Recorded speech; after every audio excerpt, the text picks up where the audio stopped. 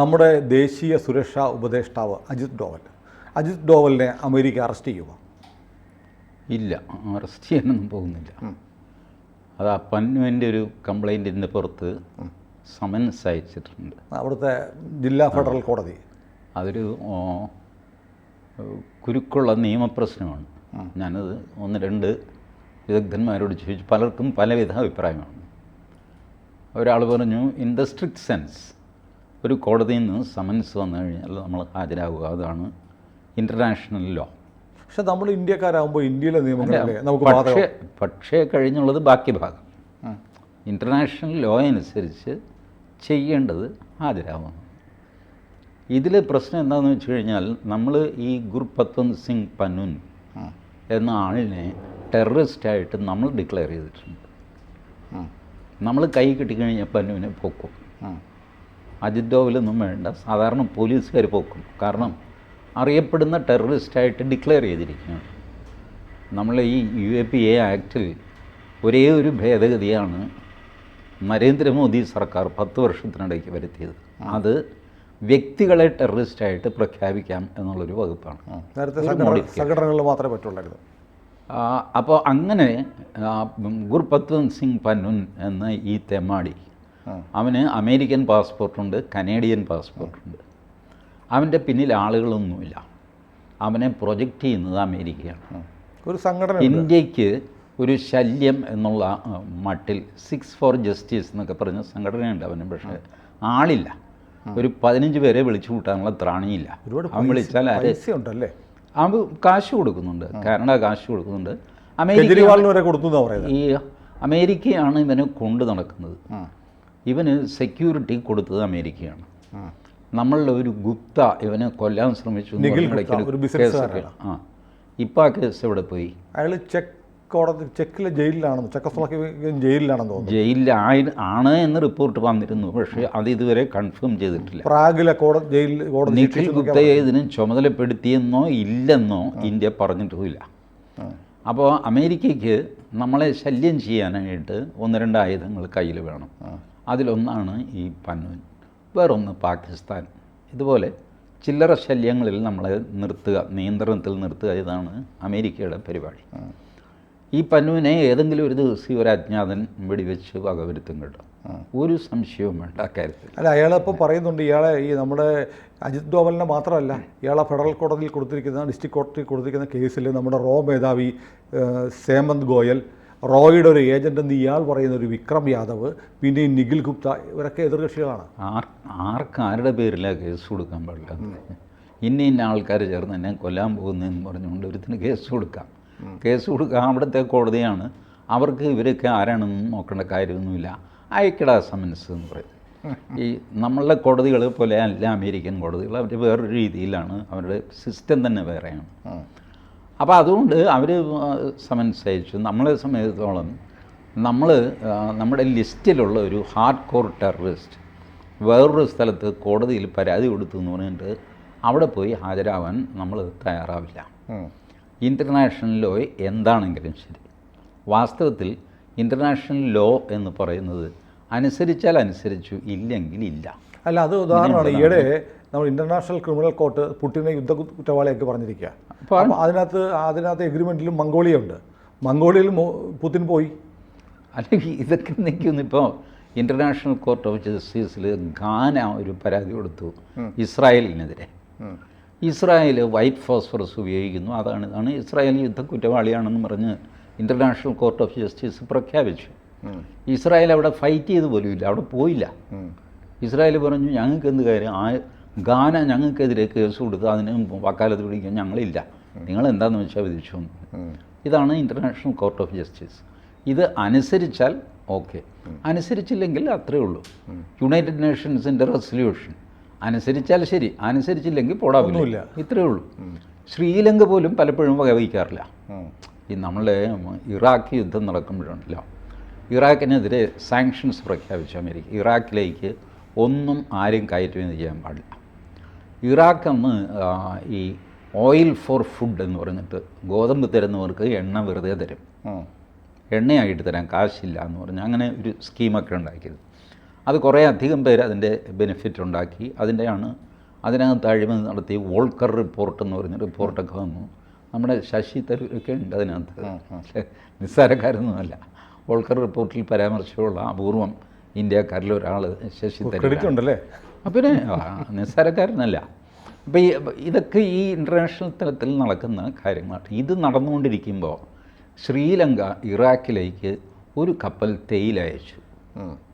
ശ്രീലങ്കയുടെ ന്യായം, നിങ്ങളുടെ യുദ്ധം തുടങ്ങുന്നതിന് മുമ്പ് ഞങ്ങൾ തമ്മിലുള്ള എഗ്രിമെൻ്റാണ്, ഞങ്ങൾ കാശും വാങ്ങിച്ചു. Letter of credit LC open ചെയ്യുക എന്ന് പറയുന്നത്. ഇറാഖ് LC ഓപ്പൺ ചെയ്തു. പൈസ ശ്രീലങ്കയിലെ ബാങ്കിൽ വന്നു. അവർക്ക് സാധനം കൊടുക്കണ്ടേ? ഇതിനിടയ്ക്ക് യുദ്ധം വന്നു, നിങ്ങൾ സാങ്ഷൻ വന്നു എന്ന് പറഞ്ഞിട്ട് മാത്രമല്ല, പൈസ ശ്രീലങ്ക എടുത്ത് ഉപയോഗിക്കുകയും ചെയ്തു. തൻ്റെ കാശ് തിരിച്ചു പിടിച്ചോ ചേട്ടാന്ന് പറയാനും നിർവാഹമില്ല. ശ്രീലങ്ക പറഞ്ഞു, ഞങ്ങൾ ഒരു കപ്പൽ തേയില ഇറാഖിലേക്ക് അയക്കുകയാണ്. അമേരിക്ക മുക്കുന്നെങ്കിലും മുക്കിക്കോ, കപ്പൽ വേണമെങ്കിൽ മുക്കാം, നിങ്ങൾ വലിയ ആൾക്കാരാണ്, മുക്കിക്കോ എന്ന് പറഞ്ഞിട്ട് കപ്പലങ്ങ് വിട്ടു. അമേരിക്ക ഒന്നും ചെയ്തില്ല. എന്നുവെച്ചാൽ ശ്രീലങ്കയുടെ കപ്പൽ മുക്കി എന്നൊക്കെ പറഞ്ഞു കഴിഞ്ഞാൽ നാണക്കേടാർക്കാം. അമേരിക്ക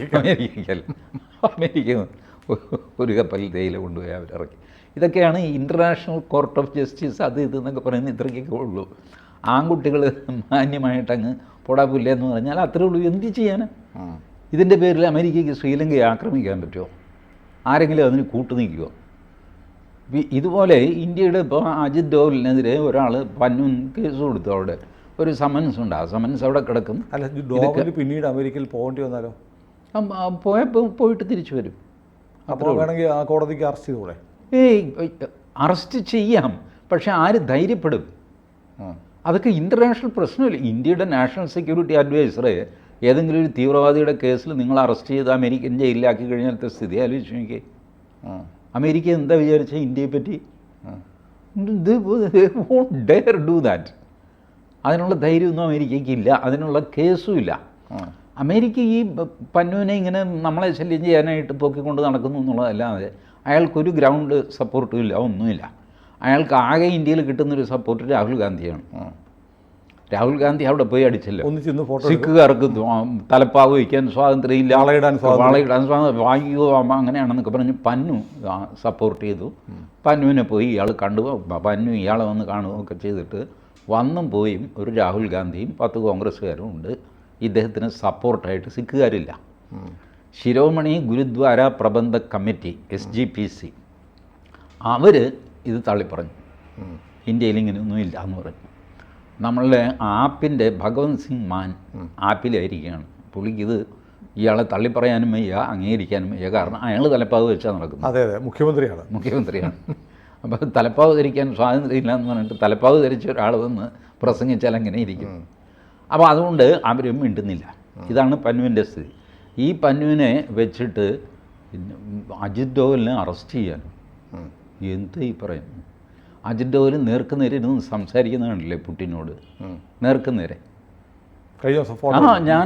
ഞാൻ പ്രധാനമന്ത്രി പറഞ്ഞു, ഞങ്ങളുടെ പ്രധാനമന്ത്രി പറഞ്ഞിട്ട് വന്നതാണ്, ഇന്ന കാര്യങ്ങൾ നിങ്ങളെ അറിയിക്കാൻ പറഞ്ഞിട്ടുണ്ട്. See his confidence. അപ്പോൾ വളരെ കൗതുകത്തോടെ പുടിൻ പിന്നെ ആൾ മിടുക്കനാണല്ലോ എന്നുള്ള ഭാവത്തോടെ കേട്ടുകൊണ്ടിരിക്കുന്നു. അതാണ് ആ വീഡിയോ.